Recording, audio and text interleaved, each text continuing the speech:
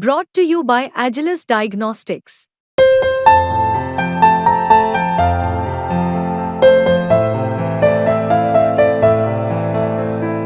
Agilus Diagnostics.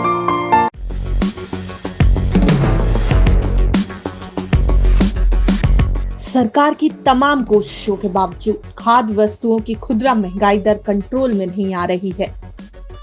इसे बढ़ाने में दाल, प्याज, गेहूं, आलू जैसे रोजमर्रा में इस्तेमाल होने वाले खाने के सामानों का सबसे बड़ा हाथ है।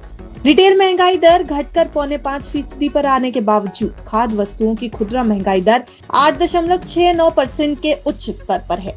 लेकिन हालात आने वाले समय में भी सुधरने का संकेत नहीं दे रहे, क्योंकि अरहर की दाल की खुदरा कीमत 200 रुपए किलो के पार निकल गई। निर्यात पर रोक हटने के बाद प्याज भी 40 से 60 रुपए किलो पर पहुंच गया। गेहूं भी 2275 रुपए प्रति क्विंटल के एमएसपी के मुकाबले खुले बाजार में 2600 रुपए प्रति क्विंटल पर बिक रहा है। लेकिन गेहूं के दाम आने वाले दिनों में भी बढ़ने की आशंका है।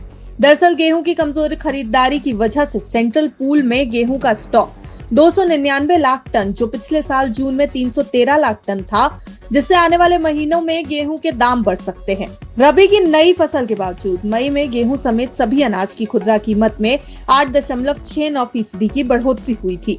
देश में बढ़ती महंगाई के बीच रोजमर्रा के सामान बेचने वाली एफएमसीजी कंपनियों में भी आम लोगों की मुश्किल बढ़ा दी। बीते 2-3 महीनों में इन कंपनियों ने फूड और पर्सनल केयर से जुड़े प्रोडक्ट के दाम 2 से 17% तक बढ़ा दिए। यही नहीं, टाटा, डाबर और इमामी जैसी कंपनियों ने संकेत दिए कि वो अपने प्रोडक्ट के दाम बढ़ाने जा रही हैं। कंपनियां इसकी मुख्य वजह कच्चे माल की कीमतों में बढ़ोतरी को बता रही हैं।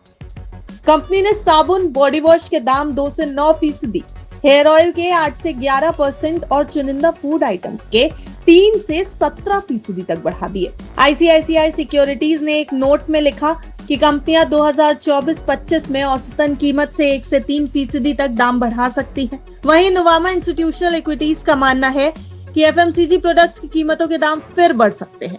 महंगाई को लेकर ह्यूमन रिसोर्स कंसल्टेंसी मर्सर के एक सर्वे में दावा किया गया कि दूसरे शहरों से आए लोगों के लिए मुंबई देश के बाकी शहरों के मुकाबले काफी महंगा है। कॉस्ट ऑफ लिविंग 2024 की सर्वे रिपोर्ट में कहा गया कि मुंबई में पर्सनल केयर, बिजली, यूटिलिटी, ट्रांसपोर्टेशन और किराए का घर लेना बहुत महंगा है। देश में सबसे महंगे शहरों में मुंबई, नई दिल्ली और बेंगलुरु शामिल है।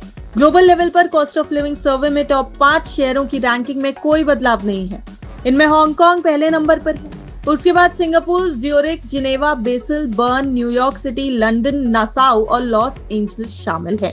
हालांकि भारत का कोई भी शहर इस सर्वे में दुनिया के टॉप 100 महंगे शहरों में नहीं है, जिसकी वजह से भारतीय शहरों की अफोर्डेबिलिटी देसी विदेशी कंपनियों को आकर्षित भी कर रही है। आपको ये खबर कैसी लगी, हमें कमेंट करके जरूर बताएं।